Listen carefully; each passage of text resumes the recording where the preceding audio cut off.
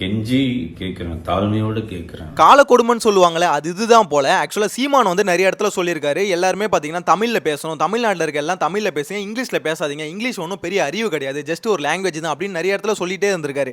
இப்போ பார்த்தீங்கன்னா டேரக்டர் செல்வராகவன் வந்து ஒரு முக்கியமான ஒரு வீடியோ ஒன்று போட்டிருக்காரு. அதில் என்ன சொல்லியிருக்காருன்னா, தயவு செஞ்சு ஒரு ஃபிகரை வந்து கரெக்ட் பண்ண போறீங்கன்னா அந்த ஃபிகர் உங்களை இங்கிலீஷில் பேசினா தான் மதிக்கும்னு நினச்சிங்கன்னா அந்த மாதிரி ஃபிகரே வேணாம், தமிழில் பேசினா எந்த பொண்ணு மதிக்குதோ அந்த பொண்ணை கரெக்ட் பண்ணிட்டு போங்க அப்படின்ற மாதிரி சொல்லியிருக்காரு. அதாவது சொல்ல வந்த விஷயம் என்னன்னா, தயவு செஞ்சு தமிழ்நாட்டில் எல்லாம் தமிழில் பேசுங்க, ஏன்னா தமிழ் வந்து பார்த்தீங்கன்னா கொஞ்சம் கொஞ்சமாக செத்துக்கிட்டே இருக்கு, பாதி செத்துருச்சு அப்படின்ற மாதிரி சொல்லியிருக்காரு. மக்கள் எல்லாருக்கிட்டையுமே கெஞ்சி கேட்டிருக்காரு.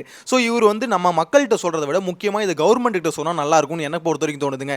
ஏன்னா கவர்மெண்ட் தமிழுக்கான தேவையை பார்த்தீங்கன்னா இல்லாமே ஆக்கிடுச்சு. ஸோ தமிழுக்கான தேவையை கவர்மெண்ட் இங்கே உருவாக்கிட்டாலே அது எல்லாருமே தமிழில் வந்து பேசுறதுக்கு இன்ட்ரெஸ்ட் காமிப்பாங்கன்னு என்னோட கருத்தாக இருக்கு. நீங்கள் என்ன நினைக்கிறீங்க? இப்போ இருக்க கவர்மெண்ட் இதுக்கு ஏதாவது ஸ்டெப் எடுத்து தமிழை வளர்ப்பாங்கன்னு நினைக்கிறீங்களா, இல்லை தமிழ் கூடிய விரைவில் செத்துருன்னு நினைக்கிறீங்களா? உங்களோட கருத்து எதுவாக இருந்தாலும் மறக்காம கமெண்ட்ல மென்ஷன் பண்ணுங்க.